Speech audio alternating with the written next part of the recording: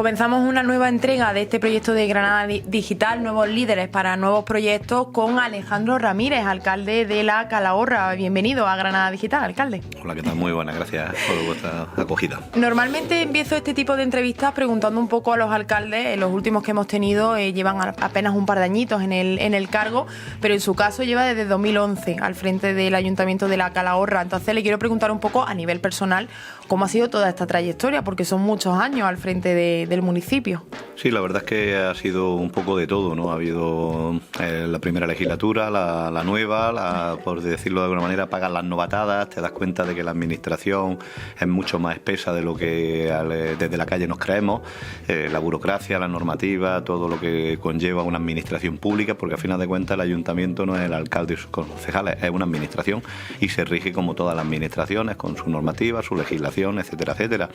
Luego entramos en la segunda legislatura, que fue también un poco ya el rodaje de la experiencia de la primera.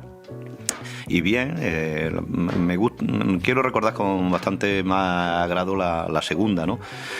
Luego ya la tercera fue la del COVID ahí que nos pilló a todos un poco, como dice aquel, con el pie cambiado, sin saber aquello de qué venía ni lo que pasaba, restricciones, los cierres perimetrales, el confinamiento, y luego pues bueno, hemos empezado este ciclo nuevo y bueno, ha empezado un poco así también pues con su peculiaridad y su idiosincrasia que ha tenido este comienzo de legislatura. Hay unos proyectos entre medias, unos han originado cierto grado de polémica en el municipio y las últimas noticias pues la verdad es que han sido más agradables y están poniendo un poco de paño de agua fría en esas heridas curtidas a lo largo de estos 14 años.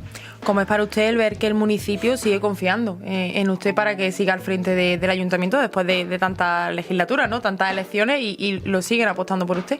Sí, bueno, yo creo que a veces pesa más todavía incluso que la primera vez. La primera vez te das cuenta de que eres una apuesta de cambio, una apuesta de que la gente quiere aire fresco en la casa consistorial, pero después de varias legislaturas seguidas te das cuenta de que la gente confía en ti, pero eso te conlleva a que tienes que evitar defraudarles, ¿no? Porque la ilusión inicial puede verse o no verse compensada, pero la ilusión continuada pesa mucho más. En la última semana la Calahorra ha ocupado todos los focos con esa noticia de la Diputación de Granada de la compra del castillo de la Calahorra.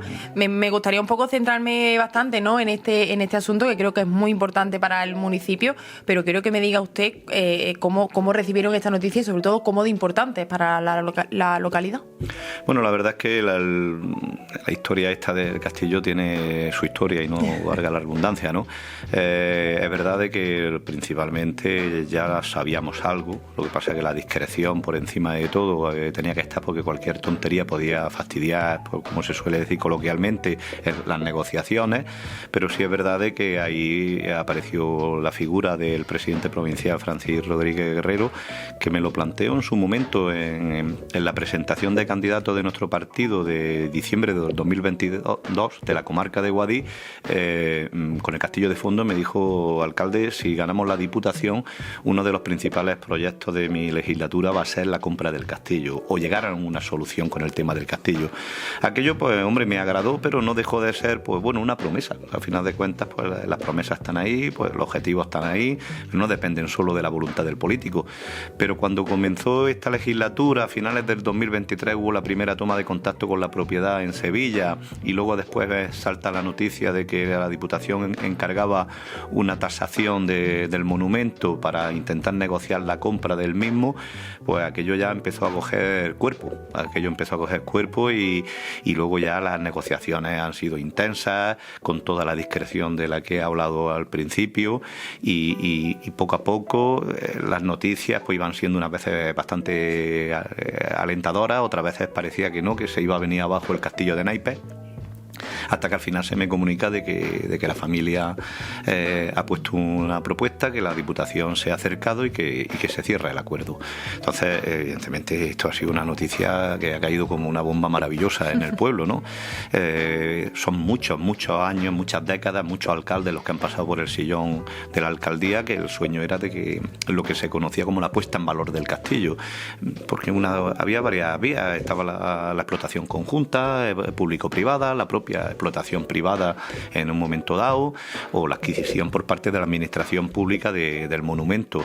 Siempre nos enfocábamos por aquello de que la Junta de Andalucía es la competente en el patrimonio, que la Junta de Andalucía debería comprar el castillo de la Calahorra, ¿no? Como en su momento creo que compró el castillo de los Vélez. Al final ha sido la Diputación, mejor que mejor, ¿no? Porque la Diputación es la administración más cercana, la Diputación es la administración que se encarga de ayudar a los municipios pequeños, y la Diputación es nuestra Diputación. Entonces, claro, cuando al final la gente ha visto que quien ha comprado el castillo ha sido la Diputación de Granada, el concepto general en el pueblo es de mucha alegría y muy contentos, ¿no? La historia del castillo de la Calahorra con el municipio ha sido una historia un poco de amor y odio, ¿no? En el sentido de que todos sabemos que es nuestra seña de identidad, que es nuestro orgullo. No hay calorreño o calorreña que viva fuera de nuestro pueblo que no tenga una fotito del castillo de la Calahorra junto con San Gregorio, evidentemente, y los toros. Pero al final de cuentas, desde que en el 2010, en su momento, la Junta de Andalucía nos estableció un entorno de protección alrededor del Vic bastante riguroso, aquello lo veíamos como diciendo, bueno, ¿y a nosotros qué nos aporta el castillo? Estamos aquí, el castillo está cerrado, es propiedad privada, y a nosotros nos exigen que no puedo cambiar la cubierta de mi casa como quiero, no puedo hacer la obra en mi casa que quiero. Ahí había un poco de situación de tensión, ¿no?, entre esa relación. Ahora, con el tema de la compra del castillo, bueno, no vamos a decir que se van a relajar esas medidas de protección, evidentemente, pero ya el hecho de ver que el castillo ya va a ser público, el castillo ya sí se puede decir que el castillo de la Calahorra es de la Calahorra, la verdad es que se valora bastante positivo. Entiendo que sobre todo es un incentivo, un revulsivo para que se conozca más el municipio, para que la gente pueda ir a la Calahorra con ese reclamo, ¿no?, turístico, y al final sea un beneficio económico para el pueblo.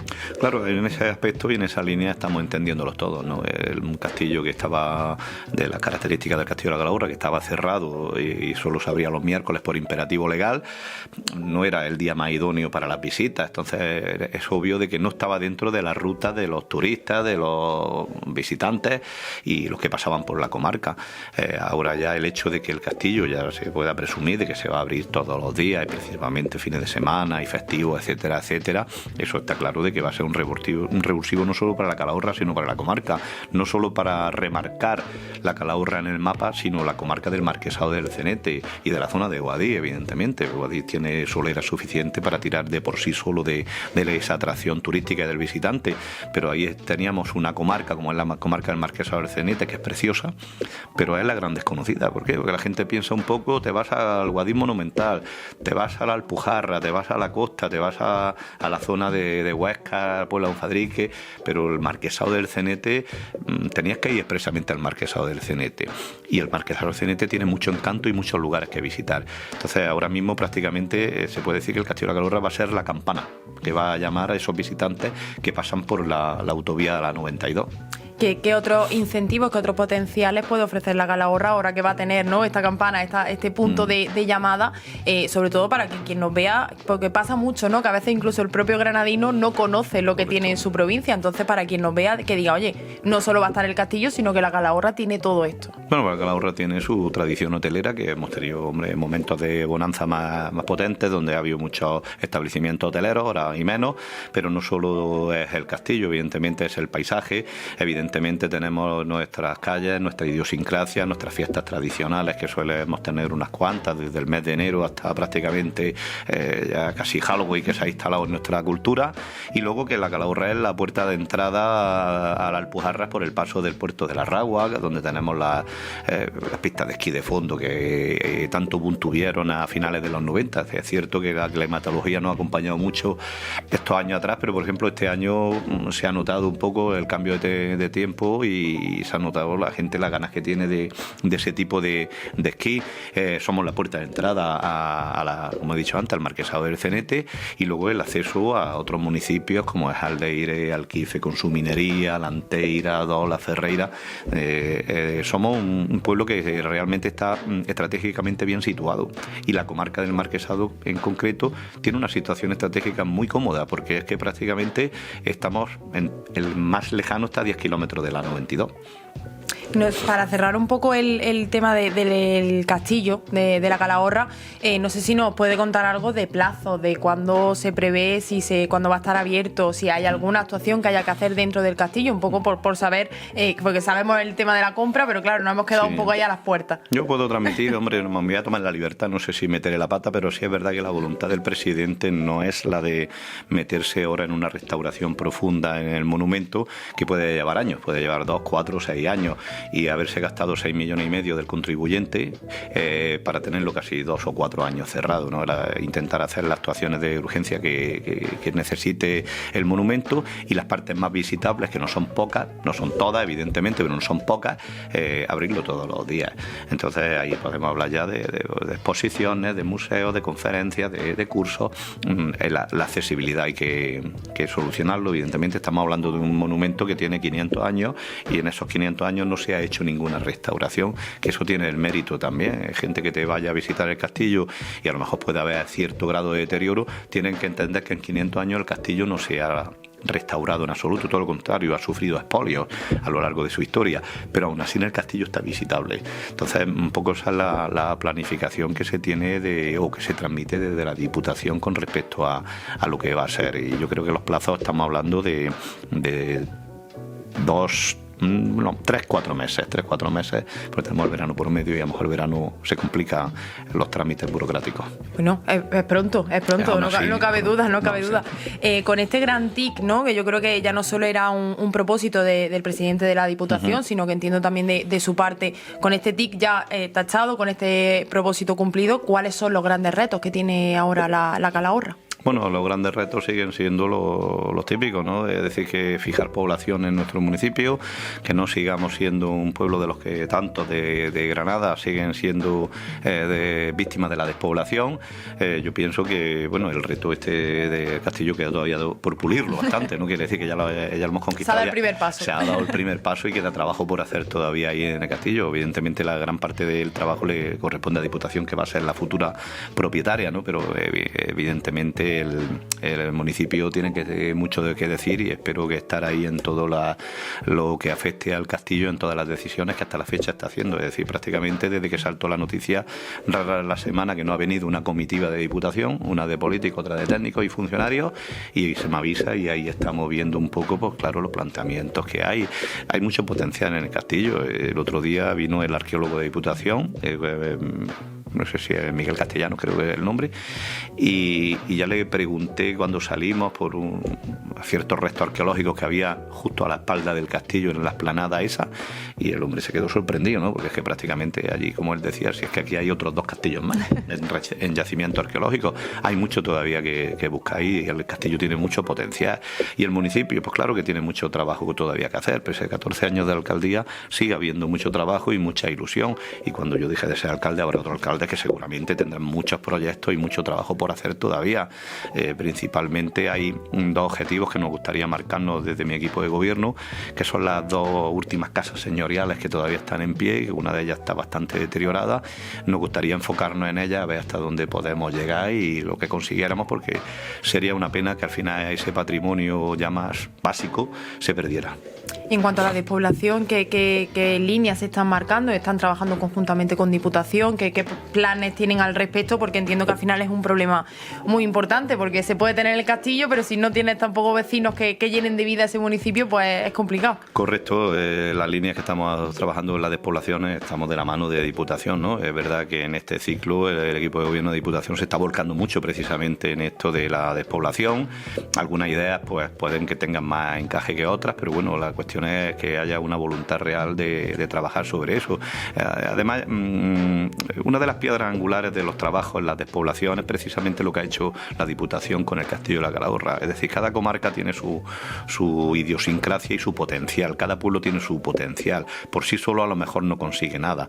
Pero si tú a la Calahorra se le ha conseguido ya meter la puesta en valor del castillo, si mañana en las minas de Alquife, que ahora están pasando otra vez un bache económico o de trabajo industrial se vuelven a reactivar, si el municipio de Aldeire, por ejemplo, que tiene un potencial maravilloso en cuestión de agua y de senderos, también se potencia, si Ferreira con el puerto de la Ragua se potencia. Es decir, yo he estado, claro, a lo largo de 14 años en algunos trabajos por parte de la Diputación Provincial de Granada, que eran planes estratégicos para el desarrollo de determinadas comarcas, que está muy bien y que hay un trabajo enorme por parte de los técnicos y las empresas que han trabajado en eso, pero había que fijarse en eso. Yo lo insistía mucho y algunas veces no gustaban mis comentarios en ciertos foros, pero era la verdad. Por ejemplo, si el Castillo de la Calahorra está en la Calahorra, vamos a potenciar el Castillo de la Calahorra, vamos a intentar ponerlo en valor, vamos a intentar trabajar en ello.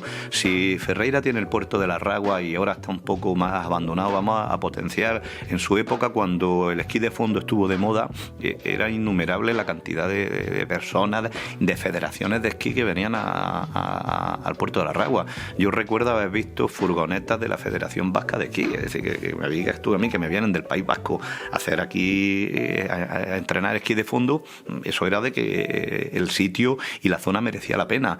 Y habrá municipios, obviamente, de que están en medio de un páramo y que están ahí porque históricamente están ahí, pero no tienen gran potencial. Es posible, pero la inmensa mayoría de los pueblos tienen algún potencial. Y esos potenciales es donde los planes estratégicos se tienen que enfocar. Me llama mucho la atención que no solo habla de la Calahorra, sino que habla también de otros municipios que tienen que dar ese paso adelante, ¿no? O dar esa ayuda, porque entiende también que su beneficio puede ser el suyo propio. Correcto, es que los pueblos pequeños por sí solos no hacemos nada. Lo tienes que hacer porque el pueblo vecino tiene un río, porque el pueblo vecino tiene unas minas, porque el pueblo vecino tiene unas pistas de esquí, porque el pueblo vecino tiene unos baños árabes. Entonces, entre todos juntamos, hacemos comarca, independientemente que la filosofía de la Mancomunidad del Marquesado es trabajar y hacer comarca, ese es el potencial. Es lo mismo que la Alpujarra. La Alpujarra de por sí no habla de Trevele, de Capileira, de Campaneira, siempre habla de la Alpujarra. Al final te metes en la Alpujarra y hay 40 y tantos pueblos. Bueno, ¿y ahora a cuál me voy? El Marquesado somos más pequeñitos, tenemos 10, entonces es más fácil elegir. Pero es verdad, si no pensamos con mentalidad de comarca y con mentalidad de compañerismo, los localismos hay que dejarlos. Los localismos, aquello de que mi pueblo es mejor que el tuyo y toda esa historia, hay que dejarlas porque realmente el visitante cuando viene, la Calahorra, por decirlo de alguna manera, en un fin de semana ya la ha visto, o en un fin de semana, e incluso en 2 días ya la ha visto. Pero si tú quieres hacer atractivo de que el visitante vuelva a la Calahorra, ¿qué es lo que hay que hacer? Pues oye, que aparte del castillo, de sus calles, de su comida y tal, o sus fiestas que has coincidido que has venido, que también puedes ver si quieres los senderos de Aldeire y el río de Aldeire, o te puedes ir a Jerez del Marquesado, te puedes ir a ver las minas de Alquife. Entonces, si ese visitante en un fin de semana no le ha dado tiempo a verlo todo, va a volver. Por eso es importantísimo que hagamos comarca, que hagamos colectividad y que vendamos tanto el pueblo vecino como el nuestro. Entiendo que en ese sentido encuentra apoyo del resto de alcaldes. Están también un poco intentando que ir en esa línea y fomentar la comarca. Que evidentemente, los alcaldes también son conscientes, ¿no? Prácticamente ya queda para la historia el recuerdo ese alcalde que solo quiere todo para su pueblo. Evidentemente, los alcaldes todos están en la misma línea, todos saben que Cogollo de Guadix solo con su pantano y con su sierra no se va a vender, que Jerez del Marquesado con el potencial del macizo de Sierra Nevada, su picón y su postero alto tampoco va a ser suficiente, y tienen que venderse entre ellos, tienen que vender a los vecinos. Si no venden a los vecinos, pues es lo que estamos hablando, que le va a venir la visita de un día y se van a ir, y eso es lo que hay que evitar, que es lo que consiguen la Alpujarra. La Alpujarra que consiguen, que vale, que te viene. Lo que pasa es que también la Alpujarra cuando hay que ir, claro, porque la comunicación no es la misma, con todo mi respeto, pero es verdad de que el que se te va a Treveles se va a acercar al pueblo de al lado, porque hay una bodega, porque hay una fuente de agua mineral, porque esto y lo otro. Entonces, eso es lo que tenemos que copiar y lo que tenemos. No somos pueblos de costa, que de por sí ya se venden solo y el pueblo es suficiente. Aún así, hay pueblos pequeñitos de costa que dependen para el tema de supermercado o de servicio, o incluso de zonas de ocio, que tienen que irse al pueblo de al lado. Pues lo mismo sucede con el tema de nuestra comarca y de nuestro pueblo. Tenemos que vender comarca. Para ir acabando esta entrevista, me gustaría que echase un poco la vista atrás. Cuando usted entró en 2011 a la alcaldía, ahora estamos en 2025, ¿cómo ha cambiado la Calahorra desde que usted llegó al ayuntamiento a día de hoy? Bueno, la Calahorra, en cierto modo, pues no ha cambiado mucho, ¿no? Pues la verdad es que, por desgracia, cuando tú tienes una población pequeña y ves que el pueblo se va despoblando poco a poco, muchas veces ya no solo por la sangría de pérdida de jóvenes, que eso es un tema. Yo me acuerdo, quiero recordar, no me acuerdo concretamente, un alcalde mayor que lo decía, ¿no? Un joven, aparte de, evidentemente, sus padres de criarlo, luego te lo mandan a la universidad o a formación profesional, estudia, se forma, se prepara y se va. Ese capital humano es irrecuperable. Entonces, aparte de esa sangría, el gran problema que hay en los pueblos son los relevos generacionales. Antes cualquier familia tenía pues 3, 4, 5, 6 hijos. Ahora cualquier familia te tiene 1 o 2 como mucho. Entonces, claro, cuando tienes que cubrir toda esa sangría de despoblación, esos fallecimientos que los tenemos anualmente sin fallar, y el único relevo que tienes es 1, 2 o 3 como mucho, pues el número negativo está servido, vamos, en bandeja de plata. ¿Ha cambiado la Calahorra? Bueno, hemos tratado de cambiar lo mejor que hemos podido hacer. No han sido ciclos muy positivos, que digamos. Ten en cuenta que en el 2011-2015 nos pilló la crisis del ladrillo, la prima de riesgo, todo aquello era una locura. Luego el 2014, 2015 al 2019, pues bueno, se intentaron formalizar algunos proyectos que teníamos en mente. Luego nos llegó el COVID, que nos paró en seco con todas las situaciones. Se ha ido cambiando, hemos generado algunas infraestructuras, generamos un parque infantil nuevo, una piscina, una nave multiuso que no la teníamos, la piscina que queremos inaugurarla ya este año. No se inauguró el año pasado, por ahí un pequeño problema de papeleo, pero al final está prácticamente ya finiquitada.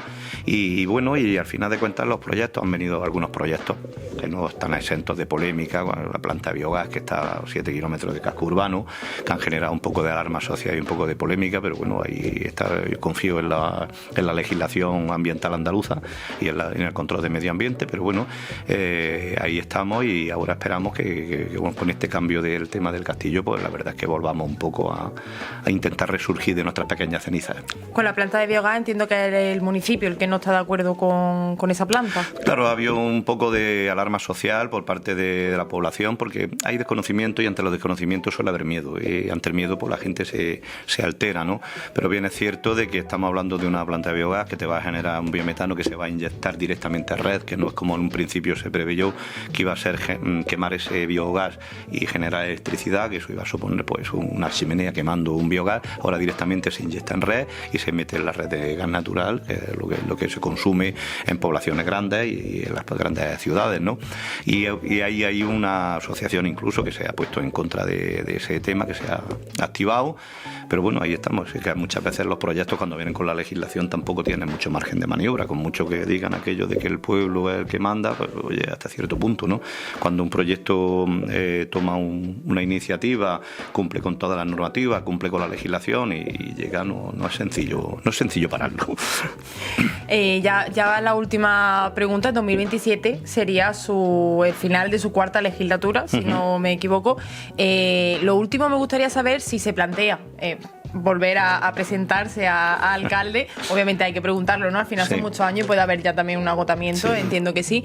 Y si volviese aquí en 2027, ¿qué retos le gustaría decir? Oye, he cumplido, ¿no? Con esto que yo tenía sobre la mesa en 2025, en 2027 lo puedo decir que lo tengo cumplido. Bueno, pues la verdad que de todas formas, independientemente que me vaya a presentar o no me vaya a presentar, me gustaría venir y decir, hemos conseguido mi reto del proyecto, pues conseguir efectivamente el tema del castillo. Es que el castillo de la Calahorra ha sido una constante que a lo mejor en ese aspecto es donde los habitantes de la Calahorra tienen parte de acierto, es decir, me han dado su confianza a día de hoy, durante 14 años consecutivos. Eso ha supuesto el que yo estaba constantemente machacando a los cargos políticos de turno. El Castillo de la Calahorra. En el primer ciclo 2011-2015, pues el presidente de la Diputación, Sebastián Pérez, estuve allí, se lo dije, oye, que hay voluntad por parte de la familia, quieren llegar a acuerdo público-privado, a ver si se puede hacer.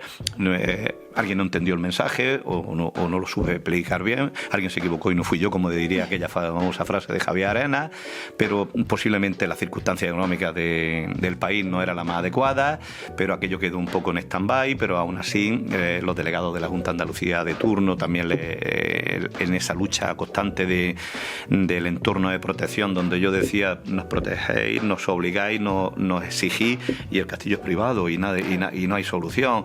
La solución es comprar el castillo, la solución es ponerlo en valor, la solución es darle una solución al castillo.